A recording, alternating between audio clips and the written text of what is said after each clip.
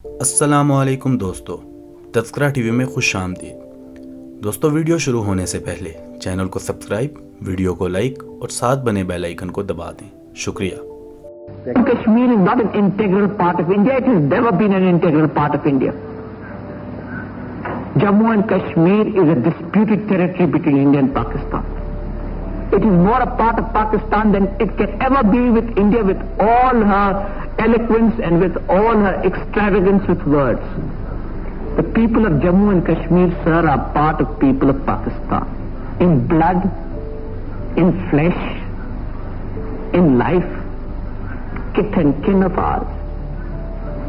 In culture, in geography, in history, in every way and in every form. We shall never abandon up, irrespective of our size, of our resources. We shall fight to the end, but we shall fight in self-defense. We shall fight for honor. Jammu و کشمیر ہندوستان کا حصہ نہ ہے اور نہ ہی کبھی رہا ہے۔ جموں و کشمیر ہندوستان و پاکستان کے درمیان ایک متنازع علاقہ ہے۔ یہ اپنی تمام تر فصاحت، بلاغت اور الفاظ کے تمام تر اصراف کے ساتھ پاکستان کا کہیں زیادہ حصہ ہے جتنا کہ بھارت کا ہو سکتا ہے۔ جموں کشمیر کے لوگ خون، گوشت، طرز زندگی، ثقافت، جغرافیہ، تاریخ، بلکہ ہر لحاظ اور ہر شکل سے پاکستان کے عوام کا حصہ ہے، اور ہم کشمیر کے دفاع کی جنگ 1000 سال تک لڑنے کے لیے تیار ہیں۔ یہ الفاظ پاکستان میں انتخابات کے ذریعے منتخب ہونے والے سب سے پہلے اور سب سے مضبوط وزیر اعظم شہید ذوالفقار علی بھٹو کے تھے، اور یہی وہ الفاظ تھے جنہوں نے شہید ذوالفقار علی بھٹو کو ایک سیاستدان سے ایک قومی ہیرو بنا دیا تھا۔ دوستو، ہماری پچھلی تینوں ویڈیوز میں آپ نے کہیں نہ کہیں شہید ذوالفقار علی بھٹو کا ذکر ضرور سنا ہوگا، مگر آج کی اس ویڈیو میں ہم شہید ذوالفقار علی بھٹو کی زندگی، ان کی سیاست اور ان کی طرز حکمرانی پر بات کریں گے۔ ذوالفقار علی بھٹو کے والد سر شاہ نواز بھٹو مشیر اعلیٰ حکومت بمبئی اور جوناگڑھ کی ریاست میں دیوان تھے۔ پاکستان میں ذوالفقار علی بھٹو کو قائد عوام یعنی عوام کا رہبر اور بابائے آئین پاکستان بھی کہا جاتا ہے۔ ذوالفقار علی بھٹو پاکستان کی تاریخ کے سب سے مقبول ترین وزیر اعظم تھے۔ پاکستان کے سابق وزیر اعظم شہید ذوالفقار علی بھٹو 5 جنوری 1928 کو سندھ کے شہر لاڑکانہ میں پیدا ہوئے۔ شہید ذوالفقار علی بھٹو نے 1950 میں بریکلی یونیورسٹی کیلیفورنیا سے پولیٹیکل سائنس میں گریجویشن کی۔ 1952 میں ایکسفورڈ یونیورسٹی سے قانون کی ڈگری حاصل کی۔ اسی سال لندن سے بیرسٹریٹ کا امتحان بھی پاس کیا۔ آپ پہلے ایشیائی تھے جنہیں انگلستان کی ایک یونیورسٹی میں بین الاقوامی قانون کا استاد مقرر کیا گیا۔ کچھ عرصہ مسلم لاء کالج کراچی میں دستوری قانون کے لیکچرر رہے۔ 1953 میں سندھ ہائی کورٹ میں وکالت بھی شروع کی۔ ذوالفقار علی بھٹو صدر پاکستان سکندر مرزا کے وزیر اعظم فیروز خان نون کی کابینہ میں وزیر تجارت تھے۔ 1958 سے لے کر 1960 تک صدر ایوب خان کی کابینہ میں وزیر تجارت رہے۔ اس کے بعد 1960 سے 1962 تک وزیر اقلیتی امور، قومی تعمیر نو اور وزیر اطلاعات رہے۔ 1962 سے لے کر 1965 تک وزیر صنعت و قدرتی وسائل اور امور کشمیر کی وزارت بھی اپنے پاس رکھی۔ 1963 سے لے کر جون 1966 تک وزیر خارجہ کے عہدے پر بھی فائز رہے۔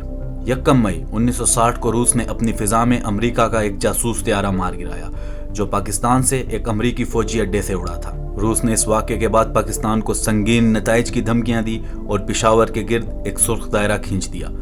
پاکستان میں اس خبر کو دبانے کی ہر ممکن کوشش کی گئی۔ ویسے بھی کسی عوامی رد عمل کی توقع نہیں تھی کیونکہ ملک میں جنرل ایوب خان کا مارشل لاء نافذ تھا۔ ہر طرح کی سیاسی سرگرمیوں پر پابندی تھی اور میڈیا کو مکمل خاموش کر دیا گیا تھا۔ ان حالات میں 6 اکتوبر 1960 کو وزیر قدرتی وسائل ذوالفقار علی بھٹو نے اقوام متحدہ کی جنرل اسمبلی کے اجلاس کے بعد روسی وزیر اعظم سے ایک طویل ملاقات کی، اور اس ملاقات میں نہ صرف ان کا غصہ ٹھنڈا کیا بلکہ انہیں پاکستان میں وسیع سرمایہ کاری پر بھی آمادہ کر لیا۔ اس تاریخی ملاقات کا نتیجہ یہ نکلا کہ پاکستان میں روزانہ 50,000 بیرل تیل کی پیداوار اور سٹیل مل کا قیام بھی تھا، جو روس کے تعاون سے ہی ممکن ہوا۔ پاکستان اور بھارت کے مابین کشمیر کے مسئلے پر مذاکرات کے 6 ادوار دسمبر 1962 سے لے کر مئی 1963 تک کراچی اور دلی میں ہوئے تھے، جن کی سربراہی بھی پاکستان کی طرف سے ذوالفقار علی بھٹو اور بھارت کی طرف سے وزیر خارجہ سردار سورن سنگھ نے کی تھی۔ شاید ہی پاکستان کی تاریخ میں ذوالفقار علی بھٹو جیسا دوبارہ کوئی وزیر خارجہ آیا ہو۔ 24 जनवरी 1963 को रस्मी तौर पर अयूब खान की हुकूमत में इस ओहदे पर फायज हुए, मगर इससे कबल वो बड़े बड़े खारजी अमूर सर अंजाम दे चुके थे जिनका जिक्र हमने पहले किया है।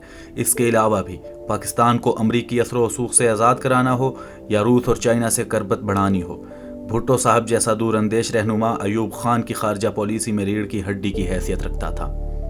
वजारत खारजा का ओहदा संभालते ही जुल्फ़िकार अली भुट्टो ने जहां चीन, ईरान और बर्मा के साथ सरहदी तनाज़ात को पुरअमन तरीके से हल किया था, वहां पड़ोसी मुल्क अफ़गानिस्तान के साथ 2 साल से मुनक़ता ताल्लुकात को भी बहाल किया था।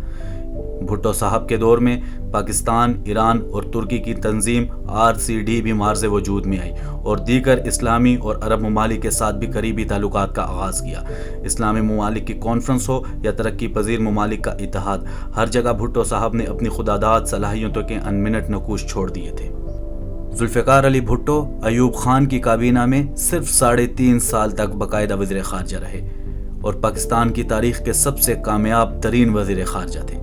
इनसे पहले सदर अयूब खान की हुकूमत में मंजूर कादिर, मोहम्मद अली बोगरा और सैयद शरीफुद्दीन पिरज़ादा भी इस मनसब पर फायज रहे, लेकिन भुट्टो साहब के मुकाबले में इंतहाई गुमनाम थे। जनरल अयूब खान के बाद 7 दिसंबर 1971 को यहिया खान को भी भुट्टो साहब की ज़रूरत पड़ी थी। इन नाजुक हालात में जब भारतीय फ़ौज ढाका के दरवाजे पर खड़ी थी, जाबिर और गाजिब हुक्मरानों के पास कोई भी ऐसा वज़ीर ख़ारजा नहीं था जो सलामती कौंसिल में पाकिस्तान का कमज़ोर मौक़िफ़ बयान कर सकता। 15 दिसंबर 1971 को जुल्फ़िकार अली भुट्टो ने दोबारा वज़ीर ख़ारजा के तौर पर सलामती कौंसिल में एक बड़ी पुरअसर तकरीर की, जिसमें अक़वाम मुत्तहिदा की नाअहली और मशरिकी पाकिस्तान में भारतीय जारहियत को कानूनी जवाज़ फराम करने पर अपने शदीद जज्बात का इजहार किया था और अपने नोट्स फाड़ कर चले आए। यह वाक़या पूरी दुनिया की मीडिया और तारीख़ी कुतब में उजागर हुआ था, जिसकी वीडियो आप अपनी स्क्रीन पर मुलाहिज़ा कर सकते हैं। I find it disgraceful to my person and to my country to remain here a moment longer than necessary. But I am not boycotting. Impose any decision. I have a treaty worse than the Treaty of Versailles. Legalize aggression. Legalize occupation. Legalize everything that has been illegal till 14th or 15th of December 1971. I will not be a party to it. We will fight. We'll go back and fight. My country hearkens for me. Why should I waste my time here in the Security Council? I will not be a party to the ignominious surrender of part of my country. You can take your Security Council. Here you are. I'm going.